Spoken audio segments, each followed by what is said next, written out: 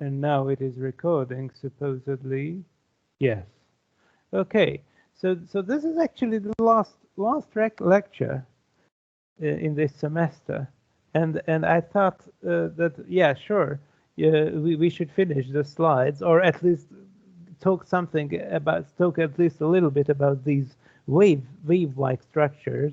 And I think because maybe I'm just mixing a little bit up the things, because I'm teaching simultaneously or parallelly the same course for another group. So I have lost track a little bit about where did we finish, but I think we finished somewhere here, right? About the atmospheric dispersion and stuff like that, and we didn't start talking about waves yet.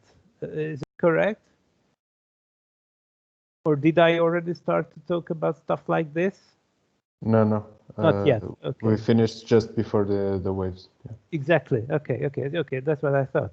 Okay, good. So now let's catch up a little bit with what we've had already.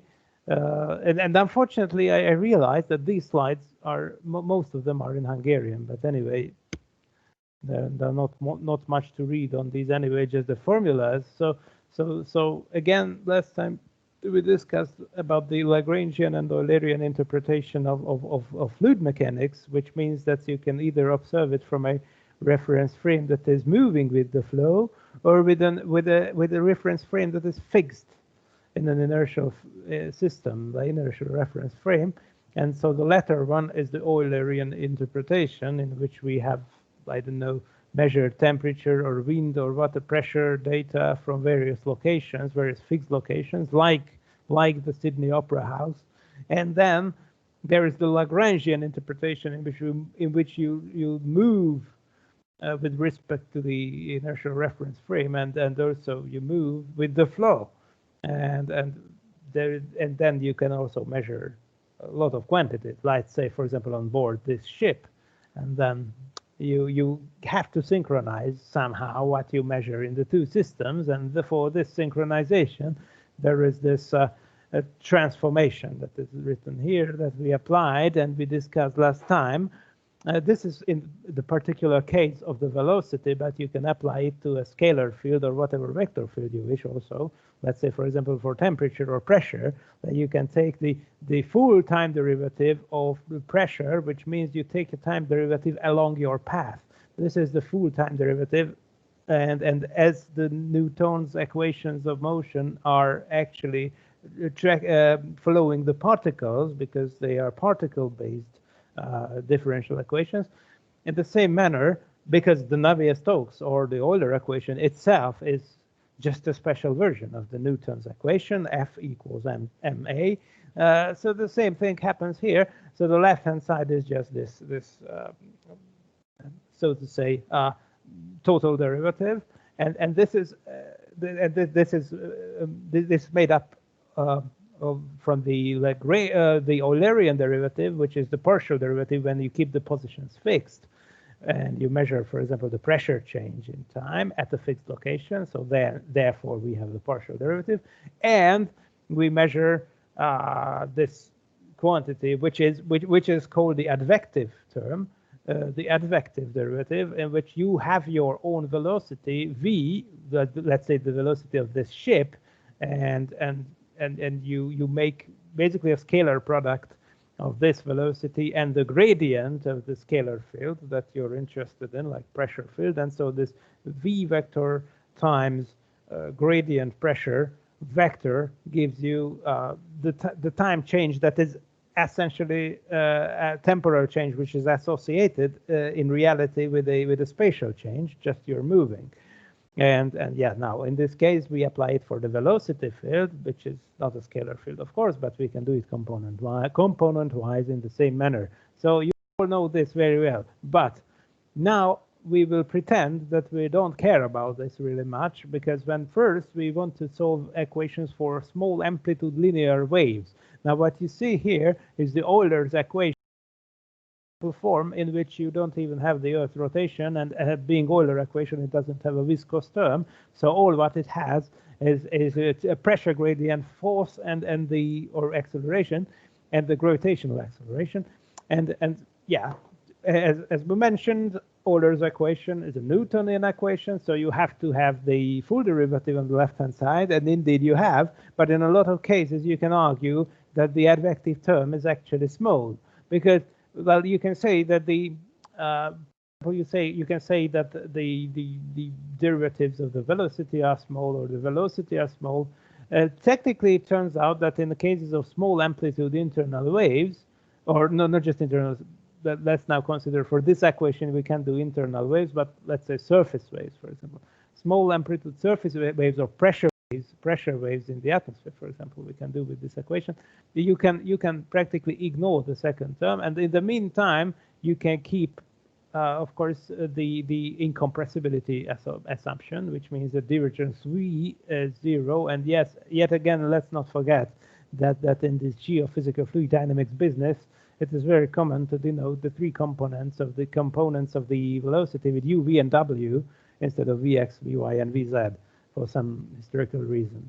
Okay, so let's see that okay, what does it give if we are trying to solve this equation? Well, first of all, let's see what this equation really is. Yeah, but we don't see. Okay, apparently, if you combine the two things, you can get something that is a wave equation, which is not shown here. But the idea is that, okay, I know it's interestingly it's not written here, so apparently it's not part of the curriculum. But anyway, you know this anyway from I don't know, introductory theoretical mechanics courses, how to construct the wave equation for a surface wave. So apparently this is not the part of this course because it's not on the slides. But in any way, if you solve if based on these equations you end an equation of state, which is something that tells you how velocity can be connected to pressure, you can get to an equation that is a second order time derivative in the left hand side and the Laplacian on the right hand side, which is the wave equation. And solving the wave equation, of course, is relatively straightforward, at least in some special cases, in one-dimensional cases.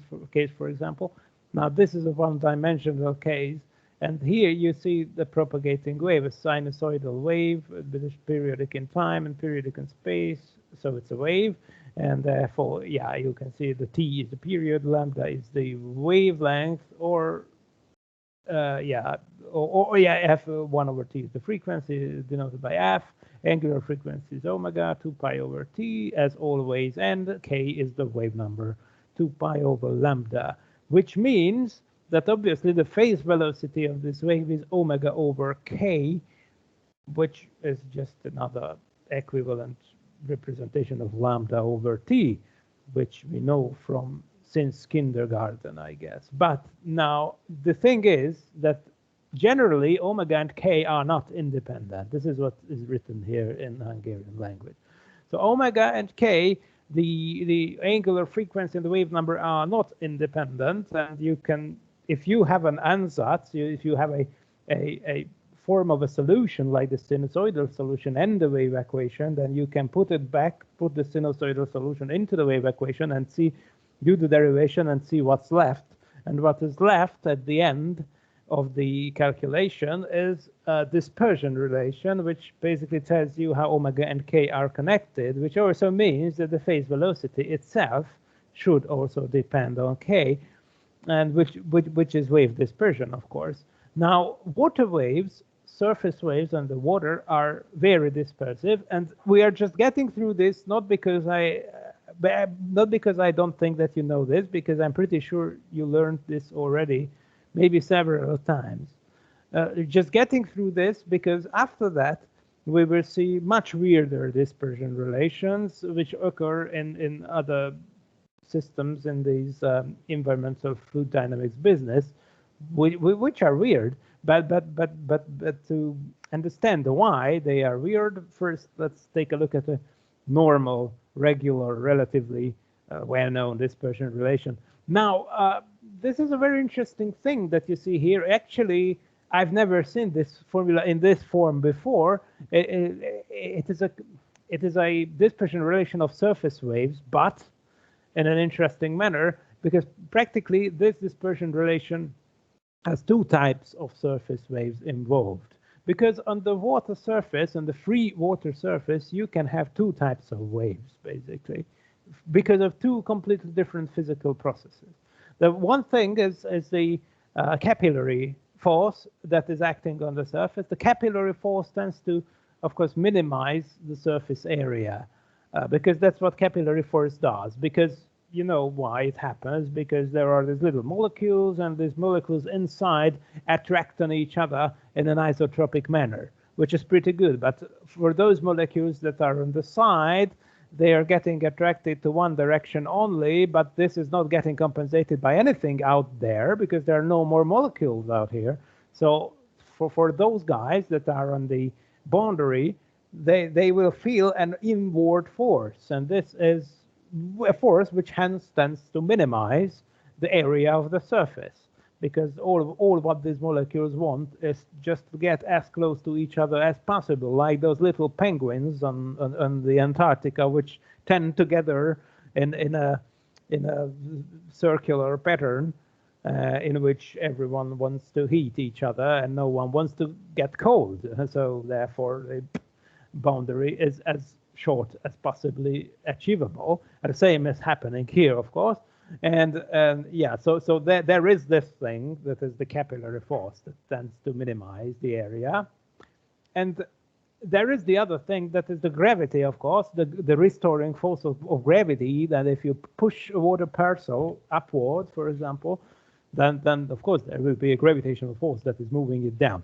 And for both cases, in a configuration like that, where you have let's say a horizontal bottom, what is it called, seabed, for example, or lake bed or whatever. So the bottom of the domain is flat, and gravity is constant, of course. Then for both cases, you will have a horizontal surface as an equilibrium solution, because the horizontal surface, of course, minimizes all the gravitational potential differences, and it also minimizes, in this configuration, it also minimizes the surface area. So the horizontal configuration is the equilibrium solution for both effects, for both the surface tension and both gravity. But then, if you displace the things, there are two different that can happen, and you can actually observe the small capillary waves, which you can observe, let's say, for example, in the water tap. If you open it and you see that there is this water jet coming down, but on it you will see little ripples, and those little ripples are due to the capillary force. Those are little capillary waves. And of course, we all know the gravity waves as well. Now, gravity waves are not to be confused with gravitational waves, of course. That's the difference in the terminology. So the gravitational waves are what astrophysicists do when they observe merging black holes and stuff like that, ripples of space-time. Now, these instead are gravity waves. Okay, so they're two distinct terms. So when Googling the things, you have to be aware of that. Okay, slight difference in the terminology, meaning completely different things. Now we will not really focus on the capillary wave, so we don't care about capillary waves. Time is money, and I think we don't have it. Yeah, so because this is not really relevant for what we do, because as I mentioned, capillary forces are short waves. Now, one thing that I just want to mention is it's a funny thing that this is the capillary term over here. Now this is the square root gamma over rho. Rho is the density, and this is k to the third. So it scales with the 1/2 power of the wavelength. And this is interesting. So because I think that's something that we may have seen before in a completely different context. That is the Keplerian motion of planets. If you think about that, there is also the Kepler's third law of motion, which practically says that the frequency of a planet as it rotates is scaling in the same manner with the semi-major axis, like as this guy scales with the wavelength, which is of course the 2 pi over k. So it's interesting to see that these things happen in nature. It's a very weird dispersion relation in a certain sense, but not nearly as weird as the ones that we will see. But anyway, this is not relevant for water waves that we concerned about, which are the gravity waves. Now, the gravity wave part is this. The gravity waves dispersion relation is this, and this can be derived from the Euler equation, actually, if we assume very small amplitudes. Now, the amplitude is this guy here, A, and eta in our notations that we will use later on, eta denotes in every position eta x. Eta is a function of x, and time t is the displacement from the equilibrium position, which is of course the horizontal. And the horizon and the equilibrium height of the water is h. Okay, so at each point, the instantaneous water depth, water depth is this h plus eta. Eta in this case is negative, but okay. But if you measure it downward, it's h minus eta. I don't know. Okay, we will see how it is defined. But A is apparently probably denotes here the amplitude, which is the maximum displacement in like an amplitude of a sine wave. Okay, but we will get to that. But the point is that we can assume safely that these amplitudes are small compared to what? Now, compared to the wavelength and also compared to the depth of the water. Now, if the amplitudes are small, then we can say that such kind of linearizations that we've done here are meaningful and they are pretty okay. So this also means that if you take a sinusoidal solution, that basically it can be largely simplified, like we always do. And just in the case of a harmonic oscillator, of course, when we can the small displacement, you can substitute the argument of the sine function with the sine function itself. So sine x is approximately x, for example. Then that's what we do. We come to the conclusion that, interestingly enough, in this limit, the period, for example, of an oscillator does not depend on the amplitude, because the amplitude is considered to be very small anyway, and if it's small, then the whole thing is linear, and therefore if it's a linear equation or a linearized equation like that, then obviously the amplitude doesn't matter because it appears on both sides. But of course it's an approximation. Let's not forget about that, because it will be of importance later. But now let's assume that we really have the small amplitude waves, and for the small amplitude waves, we can derive that there is this dispersion relation that looks like that. In G is the gravitational acceleration, and this is the tangent hyperbolic function.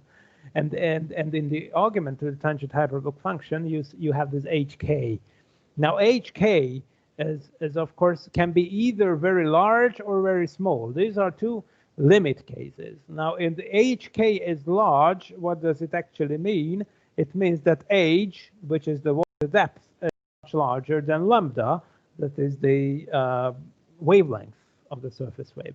Now, in this particular case, you can consider it an infinitely deep ocean, for example, or so-called deep water waves. This is the deep water approximation. Deep water means that you don't really care about how deep it is, because you know that it's so much deeper than the wavelength that you don't even care. Why? Because it is in the tangent hyperbolic function. And you know the tangent hyperbolic function looks like that. So it has a large plateau that it reaches. It goes very fast, or well, yeah, how fast it is determined by age, obviously. But as a function of k, it goes up like that and stays almost constant in almost whatever, it asymptotically converges to 1 in a very fast manner. It's in an exponential manner, of course. So it's a fast convergence, and therefore, if hk is much larger than 1, then you can safely say that the tangent hyperbolic function can be replaced by just 1, which gives us square root gk Now, obviously, what is happening here has an error inside because there are just too much k's here. But that's a good idea, actually, just for what we will do later. Then you can, sorry, you can take the square root gh and put it out. Now, if you include gh, of course, you have to divide by gh, divide by h as well. But this k here is not, should not be here, if I'm looking at it correctly. Okay, so this is a typo. There must be a typo over here. It's not relevant. Okay, but the square root gh will be important. But now let's consider just this case, which is the deep water waves. Now in the deep water waves, this is just 1. And so the velocity that you get is what you divide omega by k. And then you have the phase velocity, and obviously this is like putting k square on the square root, so it gives us this square root g over k, which is a dispersion relation for deep water waves, which does not include the water depth at all, for obvious reasons. Now the other limit case is the shallow water approximation, which is this, in which we say just the opposite, so that the wavelength is much longer than the depth of the water, which means hk is much smaller than 1, in which case, of course, tangent hyperbolic function can be replaced with 1. Instead, it could be replaced by in this very small case, it could be replaced by a linear function, because that's how it looks like. Of course, let's not forget that tangent hyperbolic is hyperbolic sine over hyperbolic cosine. Of course, hyperbolic sine goes like scales linearly, and hyperbolic cosine, just as normal cosine, stay constant in the very small vicinity of 0. So practically, if you write the Taylor series expansion, you get something like that, but it doesn't even matter, because now we are saying this approximation, which is the first order, or 0th order, if you wish, which gives us this square root gh, which is a velocity that depends on the water depth. And this is referred to as C. This is shallow water long wave approximation. Now, this is good, because now that's something that will be useful later. Apparently, the velocity of these water waves has to do, if in this approximation, where there is an important scale in the vertical direction, then the velocity of the wave is really related to the water depth. Now, okay, we've seen that before. I think you know all this very well. Now, this is just some and anyway, it's in Hungarian. What this slide tries to teach us is what is happening when you add two cosine functions. Practically, what is happening is that it just wants to introduce the concept of group velocity. But of course, you being physicists do not need any introduction to the concept of group velocity. Let's repeat that the group velocity is this, practically the derivative of the dispersion relation. And d omega dk, and so the group velocity can be, of course, very different from the phase velocity, and of course the energy transfer has a lot to do with the group velocity. Now that's again something that probably is not meant for you, but instead for the environmental, whatever, environmental sciences or whatever course, that waves, actually linear waves at least, are not transporting matter, or just in a very localized manner, like what is shown here. That actually what is propagating is the phase, but the particles themselves are moving around closed contours like elliptical contours, and they are staying. There is no material transport involved, just locally. And this is pretty much the reason, actually, also why you can safely disregard the advective derivative, because practically all the motions of the particles that are involved are really local. Now, yeah, but I assume that this is well known. But this is the interesting thing, just because of this deep wave thing that, or sorry, the shallow layer approximation, the long wave approximation, as we said, just told us that it's that long wave velocity scales with the square root of the water height or depth. Now, this, of course, is a nice dispersion relation, and this is relevant when we get close to the seashore. Because let's imagine that we have a wave that has a much longer, that indeed has a much longer wavelength than the depth of water in the given area. And what happens then? What happens is that when it gets closer and closer to the seashore and reaches the shoreline, then of course the depth is constantly decreasing. Now the depth is decreasing, that also means that the velocity is decreasing, but the wave is long.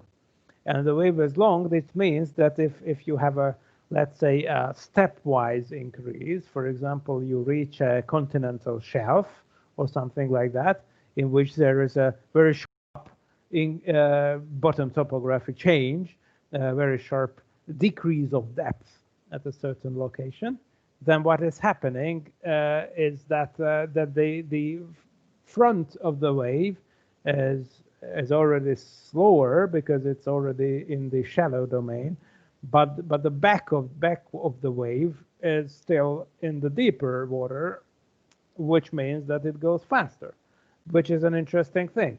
So of course water is incompressible, so what will happen that even the small amplitude waves will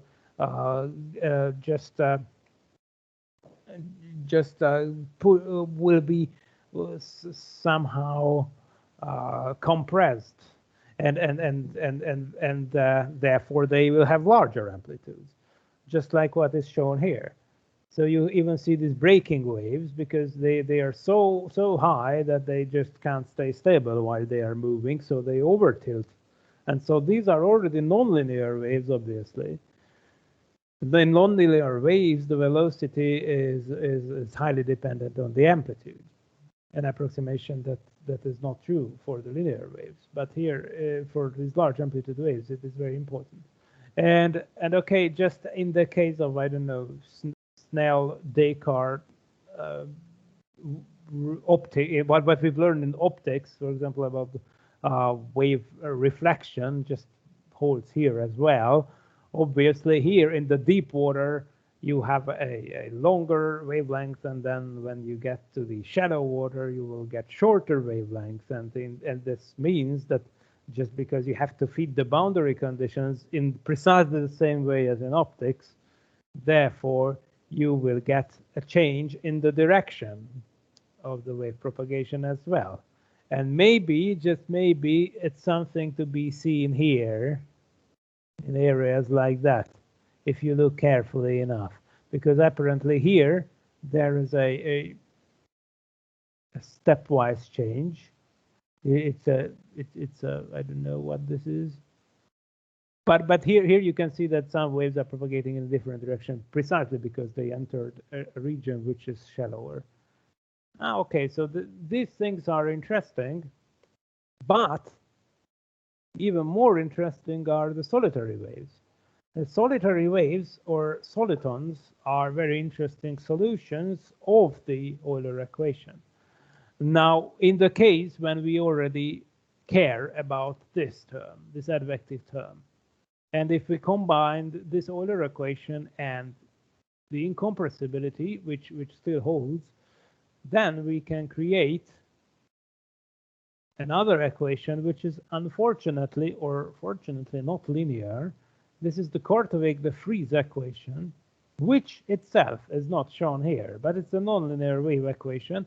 You can look it up, or maybe it's even in the book.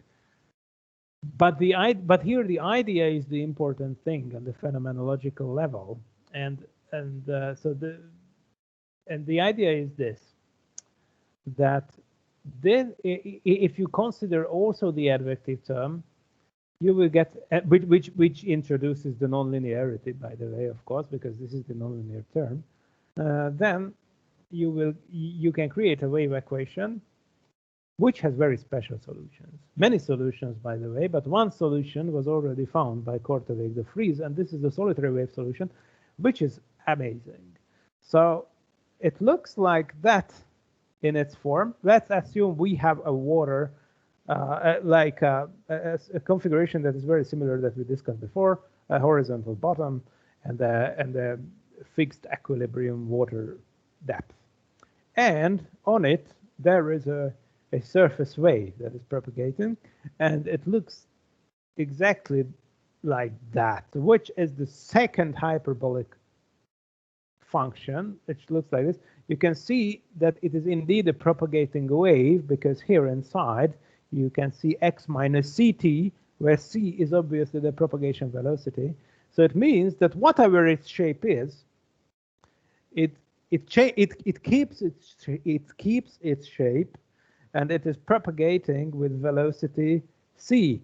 I'm not saying phase velocity, because again, these are not linear waves, so these are not sinusoidal waves. Instead, they are not even periodic waves, and that's the important thing here, that you have this function, which is the surface displacement. I already mentioned that eta denotes the surface displacement from the equilibrium height, which is h. So on top of the water, you see this, and this is the function. And this is just one bump. And therefore, it is called a solitary wave, because it stands alone. Solus, in Latin, of course, it means single. It stands alone. Or it's not, it doesn't stand, actually. It's moving. But it's interesting that this is not a wave packet. Now, if it was a wave packet, in the sense that we learn in linear equations, that we already know that if this was a wave packet of a linear stuff like that, then it would have a dispersion relation like that, which would mean that if you start from a wave packet that looks like this, almost like a Gaussian, but again, it's not a Gaussian, but this guy here, then obviously, if it was a linear problem without the nonlinear terms, then of course it would just go away. It would smoothen out, because all its components would or its Fourier components would propagate at different velocities. So just the same way you learn in every electrodynamics, quantum mechanics, whatever, you've learned that what happens to a wave packet in a dispersive system. But now look, this is something different. And the funny thing is that it is even a solution in the case when eta 0, which is kind of the equivalent of the amplitude A. But if this displacement height, the maximum height of this bump is large, so we don't even have to maintain this approximation that amplitude has to be much smaller than the water depth. Furthermore, we also know that this eta node, this maximum displacement, is directly connected in this approximation with the velocity. I'm not saying phase velocity, because frankly, I don't think that this makes any sense, as we cannot speak about group velocity either. Or just because we can't even speak about k in a classic sense. But again, it's interesting, right? That you have this approximation. You can clearly see that the larger waves, or the larger, so to say, amplitudes, or eta node values, give us a faster propagation. And this is also not independent from the width of this shape, because it looks like that. So even from this Kartovic de Vries equation, it comes out that L is also intimately related to eta node. Okay, so you can't have anything, which also means that as it is not a nonlinear equation anymore, it also means that the sum of two solutions will not necessarily be a sum of the equation. Okay, so it will have interesting consequences, and that's what I would normally demonstrate in a lab. Yeah, and that's where we would be if had this pandemic not occurred, but it did. So now here we are online, and so I can't give you a lab tour to show you solitons, but they are actually, solitary waves are possible to demonstrate in a lab that we have here, in which we have a 10 meter long water tank, and what normally we do as the standard experiment, that we just fill up the water height in one of these domains and with a removable barrier, and then we remove the barrier and we release the water wave, and it goes all along this 10 meter long channel. This is an actual photo of it, but of course it's not really spectacular. But you can imagine that it moves like that. And the funny thing is that it doesn't even change its shape. So again, it's not a wave packet. And it reflects at the back of this 10 meter long wave tank, and it comes back and forth, and it just gets reflected like 2 or 3 or 4 times without changing much in shape. Of course, literally it does change in shape because it loses energy due to the friction to the walls, and also during the collisions to the ends, to the side walls of the tank. So sooner or later, after each bump, after each turning back point, each collision with the side, it loses its energy and then it decays. But it survives for surprisingly long. And imagine that if we have something like that in the water, in the open ocean, where there are no sidewalls or such things, then of course such kind of waves can propagate for very, very, very long distances without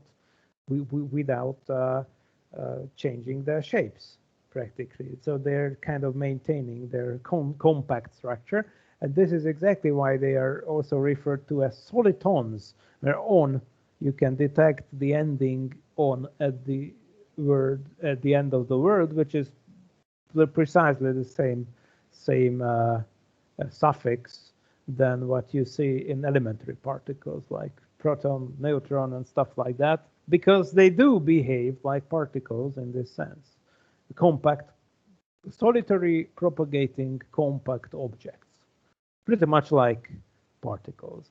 And they were first observed by this Scotsman named J.S. Russell in 1844, I think in close to Edinburgh, when he was riding his horse, and then suddenly along a river he saw something like that, and he decided to follow it, and he went along and was riding on the bank of the river, all along the river, and then it was still there. So it was a very stable structure, and then he was a keen observer apparently, and he made some diary notes about that. And so this was the first mention of a soliton that we're aware of in the 19th century, and then later came the explanations. But what is the most important manifestation of solitons is of course the tsunami dynamics. Now, tsunamis are of course earthquakes that are occurring at the seabed topography, where you have tectonic plates beside each other, and one of them is rising. Now, it's important that there are a lot of tectonic motions going on, but now you're considering those ones which have a vertical component, a fast vertical component. Now, if such a thing happens, that you have 2 tectonic plates and then one of them suddenly rises, not by a large amount, let's say a few tens of centimeters, so like that, it's not a big deal. But it's important that it has, to get a soliton or get a tsunami, you have to do this in a very abrupt manner. So it happens very fast, so fast that actually the water does not have time to stay in this equilibrium position.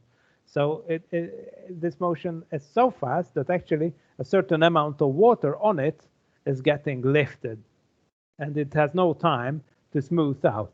So practically, you have a very similar initial condition in that time instant than what we have in the lab, a lifted water domain.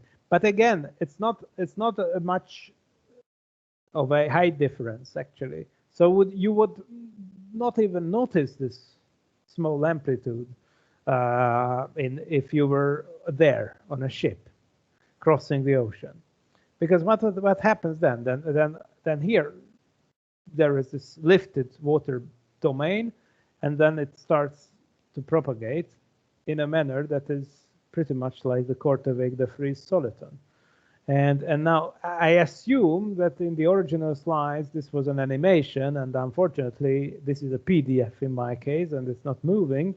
But what you see here definitely is just these two tectonic plates, and probably the coloring means the water surface displacement. Maybe red is positive and blue is negative, or the other way around.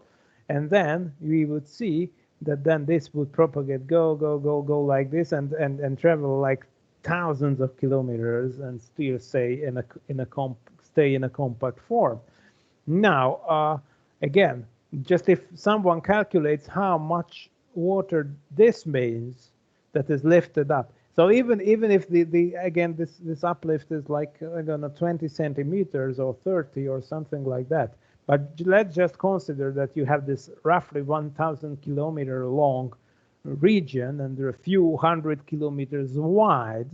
And so just imagine that even if this is just like 20 centimeters, but just imagine this huge structure that is being lifted. So it's like a rectangular domain that is in this way. It's 20 centimeters, few hundred kilometers, 1,000 kilometers. So if you calculate the mass that is stored in it and what is got lifted up by the same height, then you can easily conclude that the energy stored here is like, I don't know, hundreds of Hiroshima nuclear bombs. So it's a lot of stuff, a lot of energy, and again in a very compact form.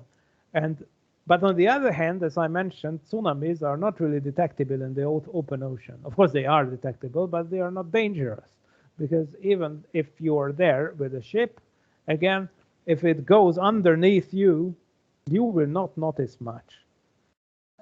First, because the amplitude is small. I mentioned a few tens of centimeters, just like a normal regular wave. And again, the wavelength is relatively long. So let's say 100 kilometers, which means that even though it travels fast, it's not a big deal. How fast does it travel? Well, again, for a first approximation, you can see that C node is in here, which is still the square root GH. And as I mentioned, in this case of a solitary wave, which we just mentioned, this eta 0 over h is still very, very small. H is the water depth in the ocean, let's say 5 kilometers. Eta node, or I just said that it's a few tens of centimeters, so it's nothing. So practically, it's a good approximation as far as the speed is concerned, that it goes at the same speed as a regular shallow layer wave, or regular long wave, and that's the square root GH, which means that if the ocean's depth is like 5 kilometers or so, and then you calculate and you find that practically it goes like I don't know, 600 or 700 kilometers per hour, even larger, like let's say. So which means that it's like as fast as a supersonic jet plane. So these are very fast. And the same holds, as we saw, the same holds for the normal, regular, small amplitude waves. But the point is that the small amplitude waves can get cancelled out by each other because they are normal, regular, linear waves. They interfere with each other, and therefore they don't do much harm, even though they are also very fast. But again, the amplitude is small, and then there are many of them, so they cancel each other out, but not the solitons. And that's what makes the solitons dangerous. Although, as I mentioned, in the open ocean, you don't even feel that anything bad happens. But again, what happens when you reach this? Yeah, okay, here's a nice diagram. Probably this is time. This is the event that occurred in 2004, December the 26th. Yeah, so almost exactly 16 years ago here. Bali. Here there was a tsunami, and then it started to propagate this way, and apparently these are time units. So this is time 0, this is probably minutes, I would say. This is 30 minutes, 1 hour, 2 hours, 2:30, 4 hours. Yeah, so in 8 hours it reached the African coast. 7 or 8 hours it reached African coast, just exactly as I mentioned, just like a jet plane. And okay, but why is it harmful? Again, for the same reason that we just mentioned, because this is what is happening. Look, this coastline looks like that.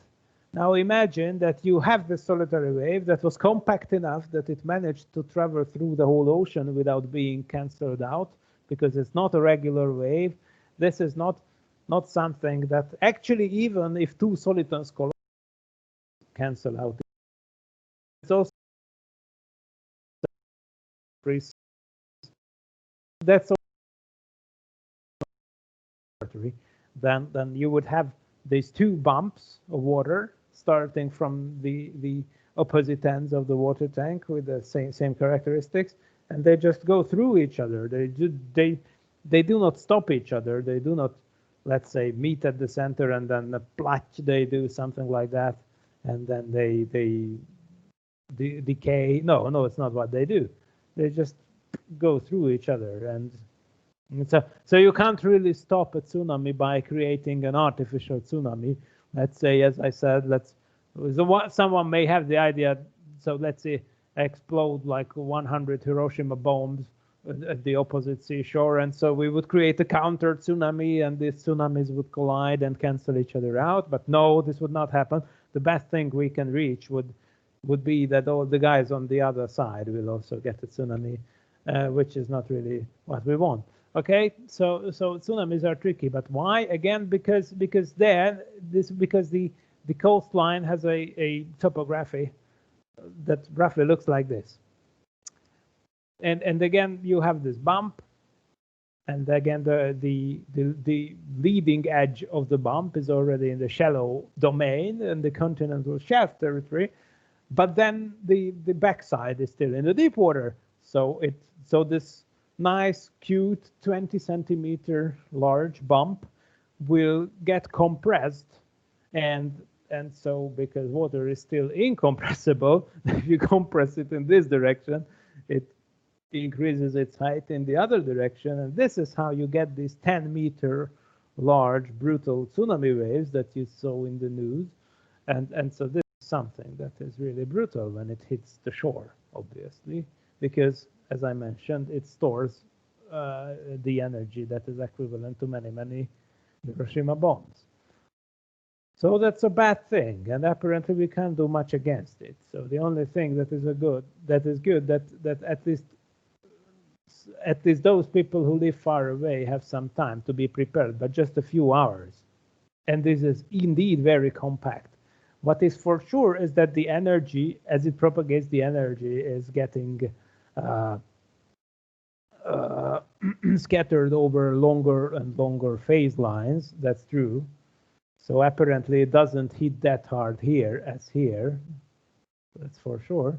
But still, like in this 2004 cases in Madagascar, there were several severe damages caused by this. So it's not a piece of cake for sure.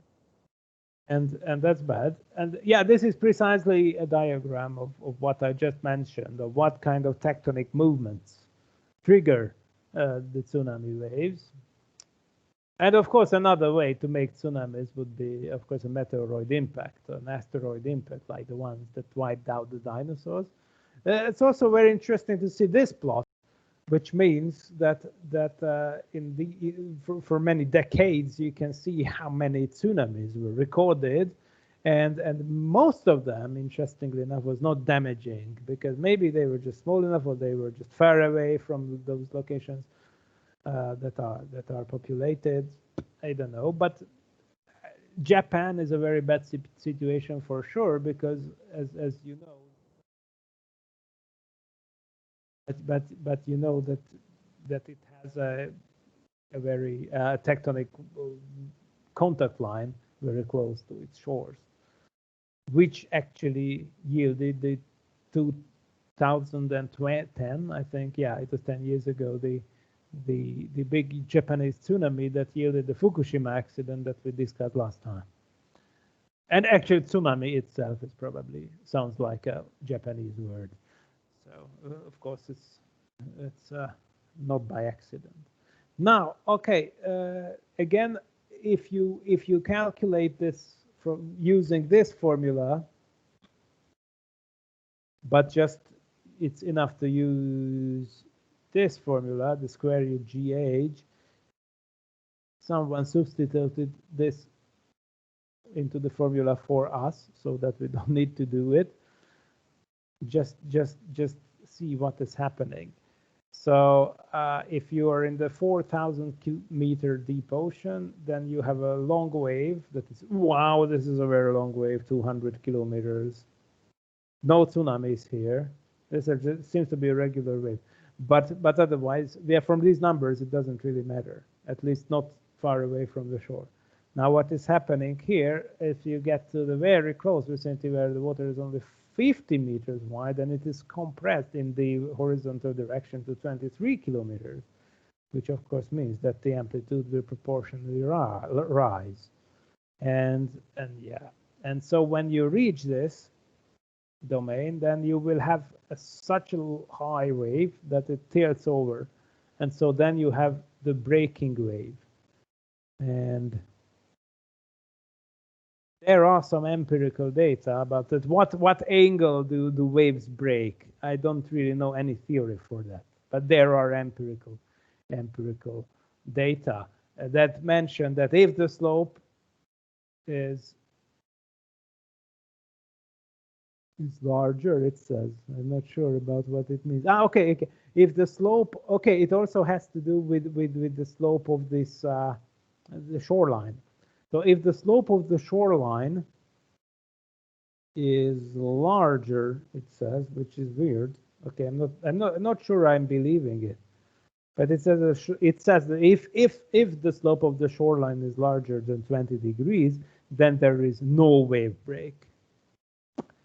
Well, I'm not sure I get this, but what is important is what I get is that the important factor is for a wave break is the slope, not the seashore, but the wave itself. So you can have this eta c, which is the maximum displacement, and h is probably the water depth at the given location. And well, at a certain critical number, it does this. That it will have a component that is already vertical, and then it will tilt over. Okay, I don't know the dynamics of this, but anyway, I think we will not have time to discuss this. We have so much more to discuss, and this is something that I promised to mention, and interesting. So maybe in the beginning, and this is what we'll discuss is the explanation for these images that we've seen here, which are internal waves in the atmosphere. But there are also internal waves in the water as well. Internal waves in the atmosphere form because of stratification. The stratification is more or less linear, at least in the small scale in this domain, which means that there is of course, we all know that the density in the hydrostatic equilibrium decreases in an exponential manner. But yeah, let's say now, for the sake of simplicity, it is linear, at least locally. Now the point is that you know that if there is a tracer particle that is going up to a certain height, it will stay there as long as it maintains its density. Now, what am I talking about? Now, let's say we have a balloon filled up with helium with a fixed volume. That's typically it's not the case because they are very flexible. But now let's assume that we somehow fix the volume of the balloon, but it's filled up with helium, so it will go up to a certain height, which is precisely the height that matches its own density, and then it will stay there, of course. But then if we perturb its position in the vertical direction, what will happen? If it goes up, then it will suddenly be much denser than its environment, so it will turn back. And the same happens when if we push it down. When we push it down, it will be lighter than its vicinity, so it goes back to its initial position. But of course, it still has its momentum, so it just overshoots the target, and then you will have an oscillation. Now, this oscillation is the buoyancy. It has a characteristic frequency, that is the buoyancy frequency or Brandt-Weisel frequency, which I'm sure was already mentioned, but unfortunately I don't see it here, which is kind of interesting. It was mentioned in the very beginning. Yes. So I'm going back, but I think you anyway. You know that stuff. Let's see it's denoted by N. Yeah. It's here. There you go. It's here. Okay, yeah, it was long ago, right? So that's the point, that indeed, this is what has happening. You have this oscillation, and N is a Brandt-Weisel frequency that has to do with the square root of the gradient of the density gradient. Okay, so it is a frequency. Now, that means that it will have an oscillation. Peak oil, what is this? Was it already? No. Do you remember slide number? No, okay, it's here. Yeah, here we are. Okay, so you have this oscillation in this vertical direction. That's fine, and it has to do with the density gradient. Now, what happens if there is a wind that is blowing? Now, there's a wind, and there is a topographic obstacle, a mountain, and now what happens is that there is perturbation that deviates the wind direction upwards, and so it will create an oscillation. So this vertical oscillation with the Brandt-Weisel or buoyancy frequency is superimposed onto this horizontal flaw that is a wind. So what you see is a superposition of the two, and you will get an interesting wave. The wavelength is practically determined by this Brandt-Weisel oscillation frequency and the speed of the wind. And the reason why you see these special clouds like these are because it happens that because of these buoyancy oscillations, some particles get high up that they condensate. Because there is, and these are the mountain wave clouds. Mountain waves are referred to the ones that are trapped on the top at exactly above the mountains, and these are the lee waves because they are on the lee side of the hills or the mountains that are so direction, and there is this condensation because if you think about the fact that you may have a condensation limit somewhere here, and then there is this oscillatory motion, then in that part of the oscillation that is higher up, then you get condensation, but then the particles move down, there is no condensation. Now the funny thing here is that it is important to understand that otherwise the fluid parcels are can as ones that keep their densities, like the helium balloon that I just mentioned, which we keep at a constant temperature and a constant volume. Okay, so what I want to say is that this is what is called the Boussinesq approximation, named after French physicist Boussinesq. And it states basically that in these type of dynamic equations, you don't really have to care about density change, because the density is changing due to, I don't know, thermal expansion or diffusion or stuff like that, but that these things have much longer time scale than what is needed. That, for example, the Brandt-Weisel oscillation time scale, and so we can safely say that in these processes the density does not change much. So the tracer particles keep their densities along their trajectories, which is interesting, but true. I mean, to a certain extent. Now, lee waves or internal waves can also happen, of course, in the ocean as well. You can see here in the satellite images these guys, which are not surface waves. These are inside the water. There's the same thing happen inside the water when we just mentioned that there is a salty, a saline deep layer that reaches up roughly to the Ekman penetration depth that we just learned about a few lectures ago. So in the uppermost, well-mixed uppermost few tens of meters layer, there is a constant density, and there is a gradient zone like 20 to 100 kilometer deep, and then there is another constant density zone. So basically, an ocean salinity profile can be approximated by a two-layer system, a saline layer, deep layer, and the surface layer, which has less saline. And so on the boundary of these two layers, you can also have these waves, which can be visible from above, from a satellite, even though they are not on the surface. And if you think about that, this is an island of a few hundred kilometers. I don't know actually where it is, but I'm pretty sure that the scale is such that these waves have like kilometers wavelength scales, and these are internal waves. We just see it from above through the relatively clear water from the satellite, but these are not at the surface. These are internal waves in the water behind obstacles like this in the atmosphere. It occurs very regularly, for example, in the Gibraltar, Strait of Gibraltar.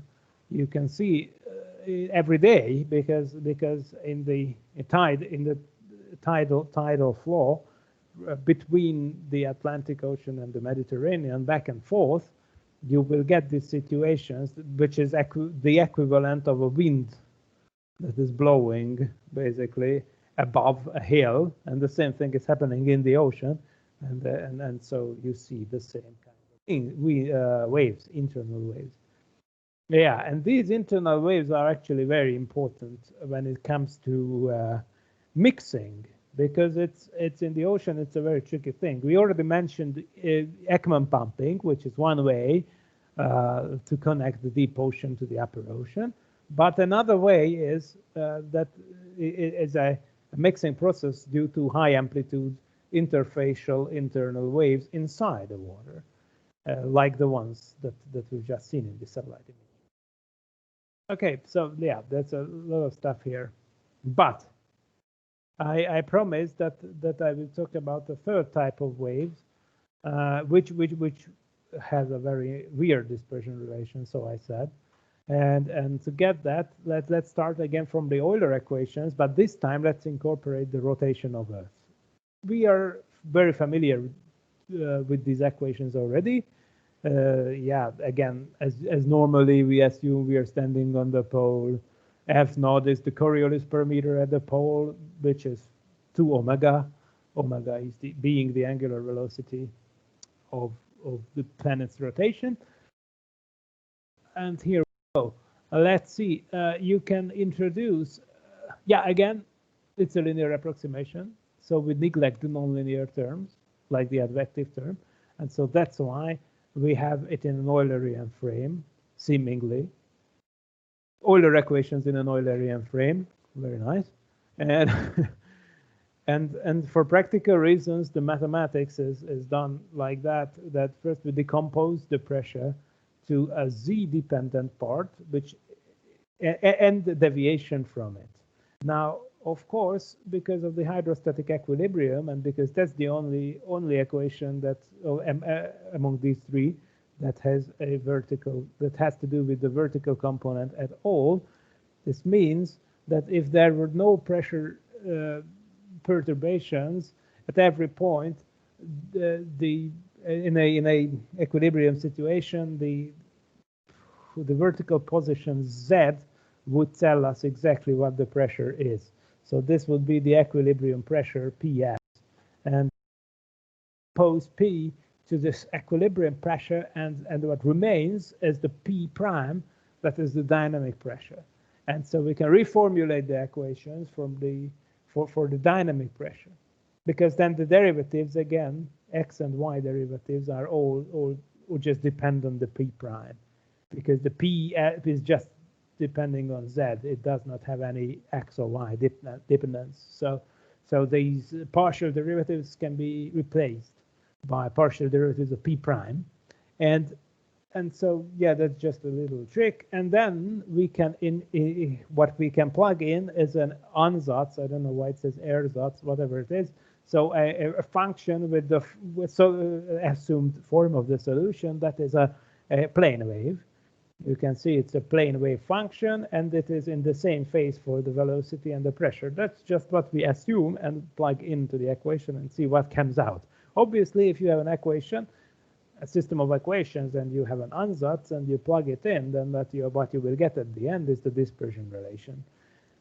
And again, this is the equation where we have a rotating Earth, incompressible fluid, small amplitude, perturbations in pressure and velocity.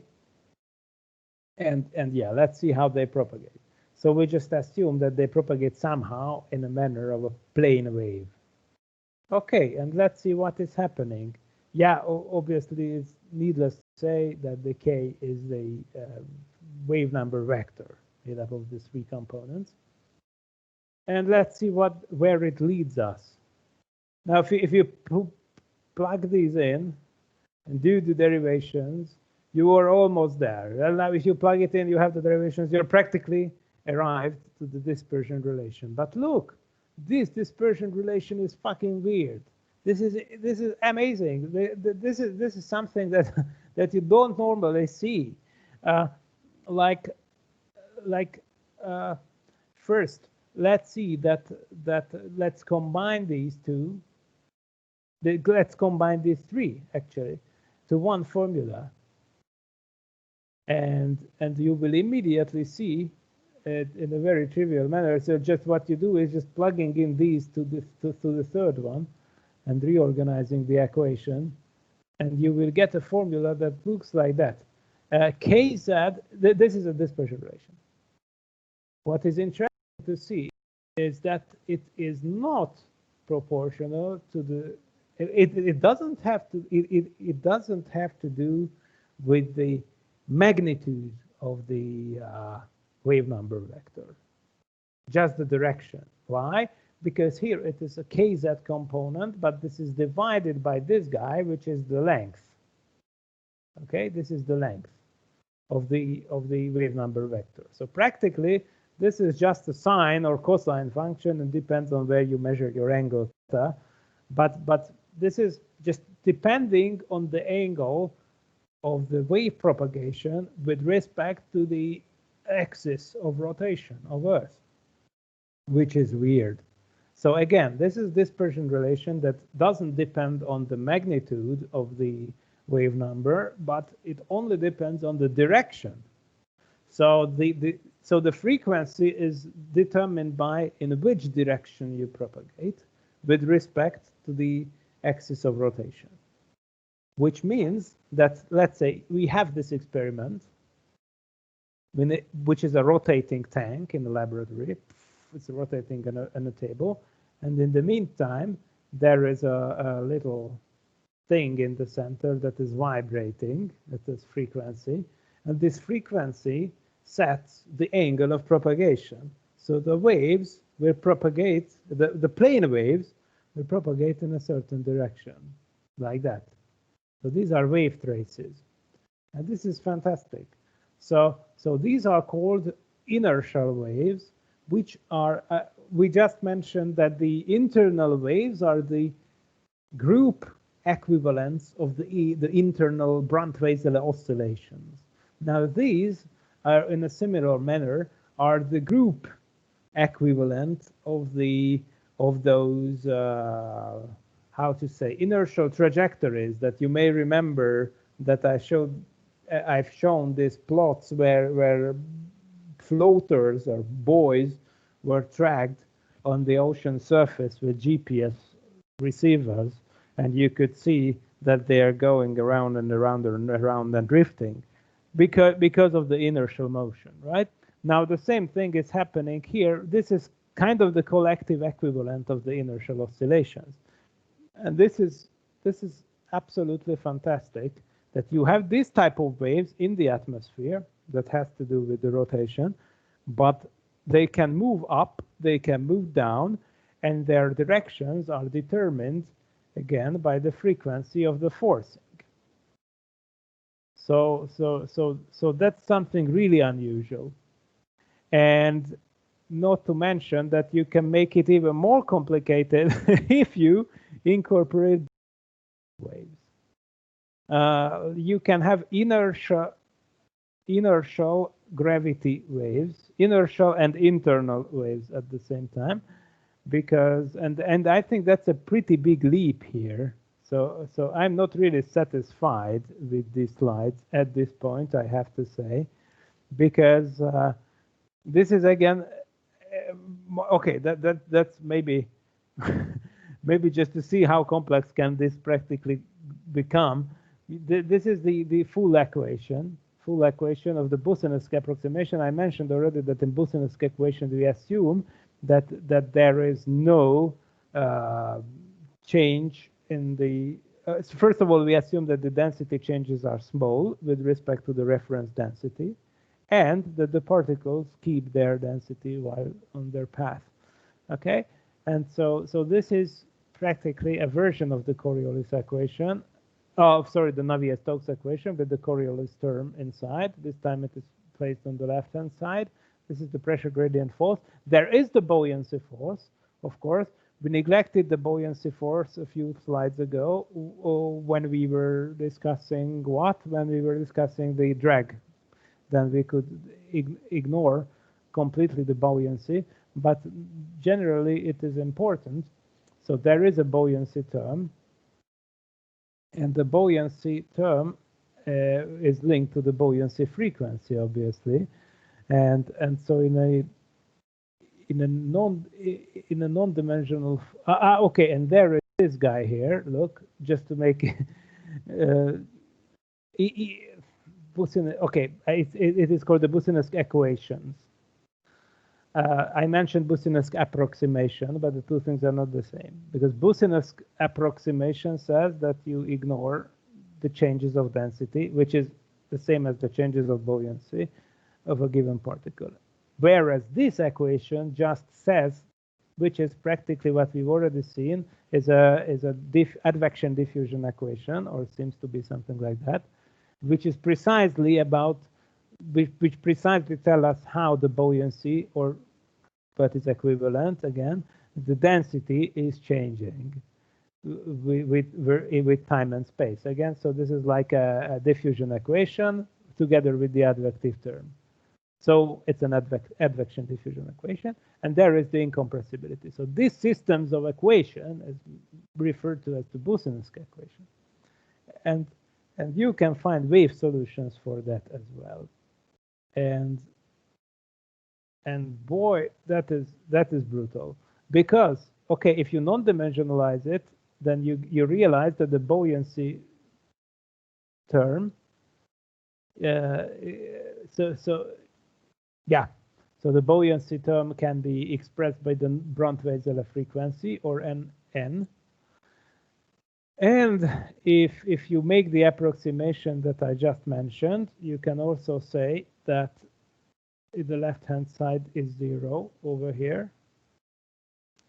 Incompressibility is 0. So this is again here. This is just I would not do it that way. Anyway, okay. Anyway, it is not possible to discuss it based on this slide, I would say. But what the point is that I want to make is that again we apply an equation like that, which also incorporates the stratification plus the rotation, so both of them, and you put in a plane wave ansatz like this one. This is again the plane wave ansatz. Now it's just written in a component-wise manner. Okay, psi can be anything. Psi can be psi probably here refers to the stream function, but in any way it can be p or can be v or whatever. But what comes out as a dispersion relation is something that is this, which is not just the thing that we've seen before in another form, but come on, it is impossible. I mean, okay, I will find you some better slides, but not in this talk. So I would not understand it from here. But what I want to say is that omega E over F, so the ratio of the forcing frequency to the Coriolis parameter, which is twice the Earth's angular frequency, is set. So this ratio sets an angle, a propagation angle, and this propagation angle is determined by the n or so and the k and the f as well, and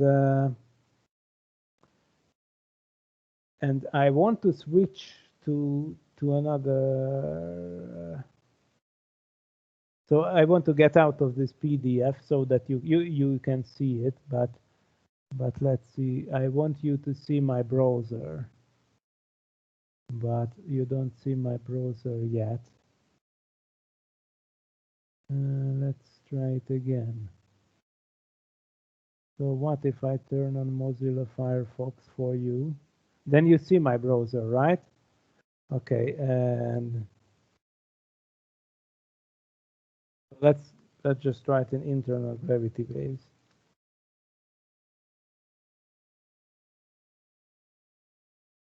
Like the ones that we've seen before. Okay, this is the Brandt-Weiser frequency. Now, again.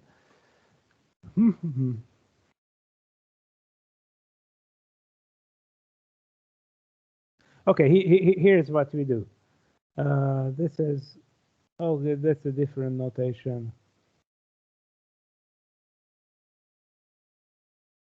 Different notation, but I hope you don't mind. So, okay, it's hard to see from here. But anyway, so the point is that if you take the same equations, let's just ignore rotation, but isn't there an equation in some better form? Come on. So now let's imagine that that you ignore the rotation of Earth, so the F terms, but you keep the terms that is the vertical one that has the N involved, and then you can plug these things in, and what comes out at the end, and this is what I want to show you from the plane wave ansatz, is something like that, which is again a dispersion relation with the same type, because the mathematics is pretty much similar to the one in the other case. Just I don't see it now, and I can write it down, but you will not see it, so it's tricky. But you can find it in the Valdez textbook or anywhere. But the point is that formally pretty much the same things happens as in the previous case. And here again we will get a same type of dispersion relation, but this time you remember how it looked like. It would have looked like omega square is F square over sine square theta, where theta was then the angle between the rotation of Earth, axis of rotation, and the wave propagation. So this was the funny dispersion relation that we've seen. And here we would get a same type of dispersion relation, but this time we have a cosine and not a sine. But if you measure it from in the same sense, and n again is the Brandt-Weiser frequency. So again, what does it want to say? Let's get back to the slides at this point. Now it's tricky. Let's turn it off, turn it on, and back to the slides. So now look at these things. This was a simplification that I made, because from this plot, maybe there are better plots about that. Yeah, like here. So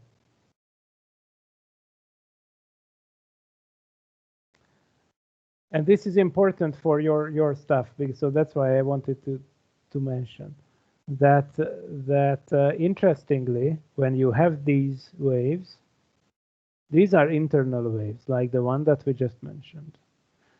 In this plot, you can see that the phase lines are not exactly vertical. So it's not visible in this particular plot. But what I want to say is that there is a certain tilt. And the reason for that is because the group velocity is going upwards with an angle that was just mentioned, because the dispersion relation looks like that, right? Now you know that the dispersion relation's derivative is the group velocity. And you know that the group velocity has to do with the energy transfer and the material and the possible,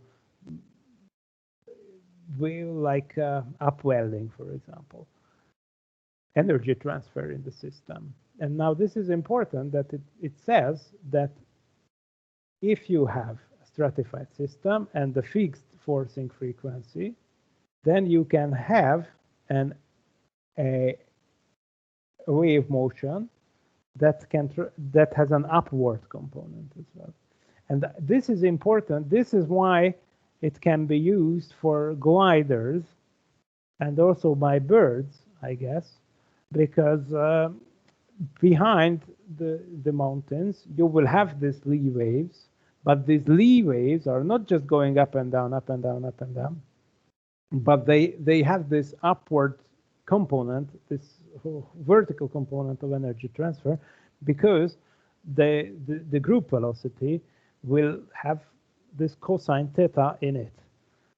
And because we see that in the dispersion relation you have it. And so this is very interesting, and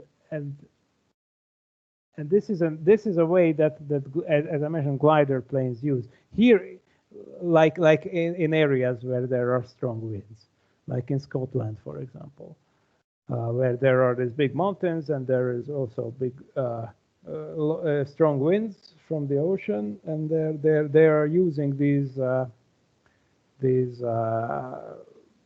lee waves to increase their height, because there is this upward moving component, and birds pretty much do the same thing. Because I know that they are gliding this so precisely that once a group measured how many wind flips they actually make on a very strong path, which is like thousands of kilometers, and it turns out there's just a handful. There's not much, and this is pretty amazing. That with practically zero muscle work, they can glide through, and only when they do lose some, they get out of these upward lifting branches of these internal waves, then they do some adjustment, and then they get back on track. Of course, that's not what gliders do in places like Hungary. Now, in places like Hungary, it is atmospheric convection, which I've seen that was mentioned early on in the course with the Rayleigh number and stuff like that. So when you have critical temperature difference between the ground and the atmosphere, then you will have a convective flow, which will have a rising plumes, and these rising plumes can help us lift the gliders or birds or whatever, but not above the ocean. So above the ocean, there are no such plumes, but instead there are these internal waves.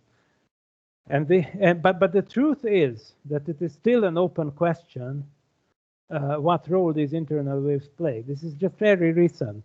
So meteorologists just now start to realize in the past few years how important this thing is when it comes for weather problems. That a huge part of the energy, for example, after a storm or something like that, is released in the form of internal waves that are propagating in the atmosphere, for example, somewhat up. And the funny thing is that, again, just remember that the formula says that the frequency determines the direction of the propagation with respect to the omega. Okay, so basically the angle with respect to omega, but it can be plus or minus. So if you remember, in the formula there were plus or minus, and even in the Wikipedia, what I've shown, the formula was for omega square. And this is funny because it means that these waves can reflect at the same angle. Because if such a wave gets to a boundary, okay, it rarely happens in the atmosphere, but let's assume that there is, but it happens very often in the ocean. So an ocean has a top, and let's imagine there is an internal wave that's come in at a certain angle, and it reaches the top, then it has to be reflected. But it is reflected not by the angle, not like water, like optical waves, because optical waves are reflected so that the angle with respect to the medium on which it reflected has to be the same on both sides. But here, in this case, it's but with omega axis, and this is a funny thing. So let's imagine you have a boundary like that, which is not horizontal, and you have a wave trace that is coming with a frequency omega, and this frequency omega, via the dispersion relation, already gives us the direction in which it should propagate. But there is the boundary like that, and it reaches the boundary like that, but then it reflects to the boundary in the same angle with respect to the vertical as the incident wave, not with respect to the boundary, not like optical waves, but with respect to the vertical, okay? In case of internal waves. So it goes like that, and it reflects like that. So that with respect to vertical, the angle becomes the same. It's independent of the angle of the boundary. And so this is interesting, and this is very much not like in the waves that we got used to in optics, for example. Okay, so this is what I wanted to mention, and I think I could make a whole semester of this, because obviously in such a few slides and such a short time, I could not really explain these things, and I could not derive them. So sorry for that, but if you're interested, we can of course continue. I mean, not like in Teams or something like that, but okay, even there. But we can discuss about these things later. But apparently this was the semester, because this is the last time we meet, and that there are these nice lots of our laboratory experiments, and these are some other stuff, which certainly is not in the curriculum, but very interesting. I mean, these are some of the projects we've been working. But okay, apparently, there is even some fusion energy. So there is everything in here. but otherwise the semester is over. So I'm afraid I did not have enough time, because you mentioned we should talk about these thermals and other things, atmospheric convection, that may be relevant. But first I had to finish what was here, because in Imre János's website there is a curriculum and there are exam topics and stuff like that. So we have to keep that in mind. And sorry for that if it was too fast. And honestly, I have no idea how he teaches all this in such a short course, but yeah, well, but I hope that you could at least get some useful buzzwords based on which you know where to look, and you already know the good textbooks, the well-listed textbook, for example, that I think I sent you last time. So, and of course I hope this was useful, and again, sorry for that it happened this way, that he had to go, and I abruptly had to take over the class. But thank you very much for your understanding. Thank you for your time. I would like to ask if you can